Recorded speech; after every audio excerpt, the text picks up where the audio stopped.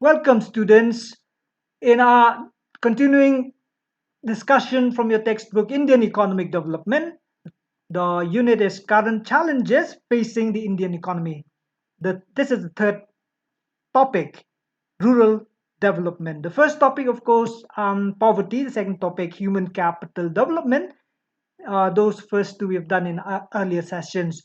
In today's session, we'll learn about the meaning and the need for rural development.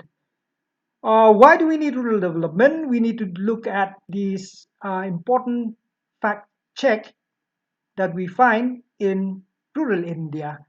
66.7% or two-thirds of population lives in rural areas. 72.4 workforce resides in rural areas. 64% depends their livelihood on agriculture. 25.7% of people are below poverty line. 2011 to 2012. So you understand the weight of rural India on the country as a whole. So we need to concentrate on rural India if we want to bring about a change in the whole of the country. So we have seen why we need development in rural areas. That's rural development. Of course, if I repeat, two-thirds depends on agriculture, one-third poverty. If we want to see development in India, we should start from the village. Real progress of India did not mean simply the growth of and expansion of industrial urban centers, but mainly the development of villages. If you want to see a change, you have to start from the lowest level. So first, let's learn about the meaning, and then we'll go about the issues. Rural development is a comprehensive term. It encompasses many issues.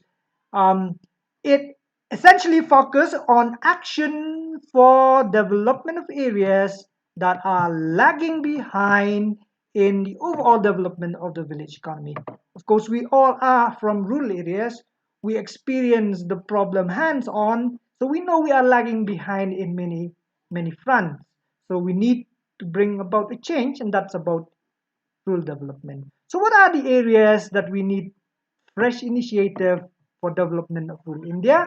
Number one is we talk about social infrastructure to change, to develop human resources.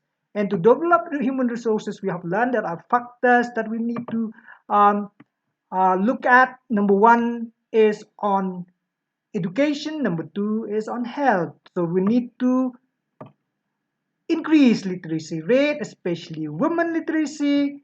We need to impart not only basic education, general education, higher education, and of course, most importantly nowadays, skill development so that we can start doing something for a living.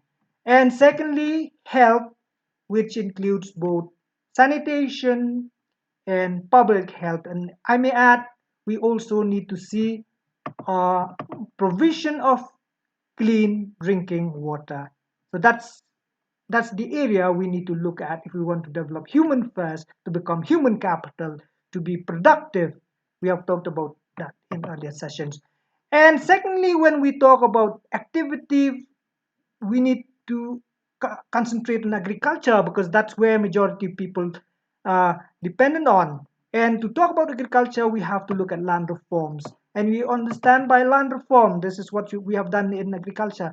We mean to give ownership to the landless. Majority of Indian farmers are landless. It's not it. So we need to do away with intermediaries. We need to um, declare a surplus land from land holding of the landowners and redistribute to the real tillers of the soil. So by giving them real ownership, they can, you understand, improve their living condition.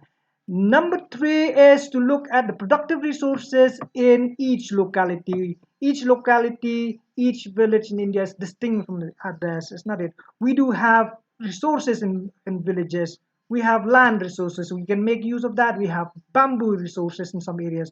We have forest resources in some areas, other areas. So based on those resources we have, we can develop them for self sustain um, activity for the people living in those areas. That needs to be concentrated on. Then we talk about social in economic infrastructure that we are really lagging behind. Electricity we need, irrigation needs to be focused on, credit or loans to the farmers or to the artisans, whoever want to start activity, marketing the product, to know where to sell, transport facilities, very important for construction of village roads, feeder roads, all-weather roads, especially the experience during rainy seasons. We need to have more and better transport facilities. And then we talk about the need for agricultural research and extension so that we'll be able to develop agriculture area wise. It's not that we need to do research, we need institutions to help on that, universities to help on that, and most importantly, nowadays we are living in an information era.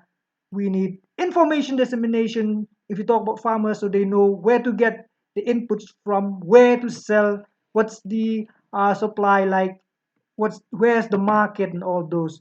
That's important issues we need to look at. And lastly, the social problem that we have in India is poverty, and it's glaring in rural areas. We need to change and improve upon that to help the poor and the weakest section.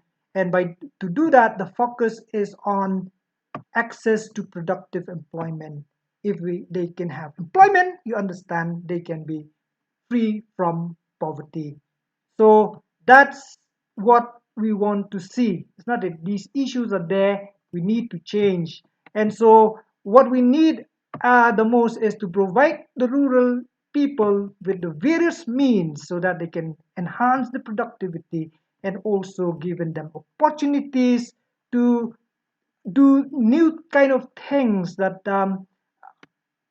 potential is there. It's not that you talk about agriculture in rural areas, there is a potential, especially for food processing. We need to give opportunities for them in this area and any other areas. We need to provide them with affordable access to healthcare, sanitation at workplace, at home, education. These should be top priority.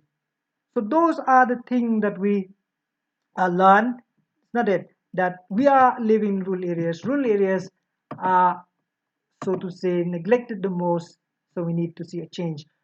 What you learn? What do you mean by rural development? And you can also bring out the key issues in rural development. That's about for today. Next session will be next subtopic from rural development. Thank you.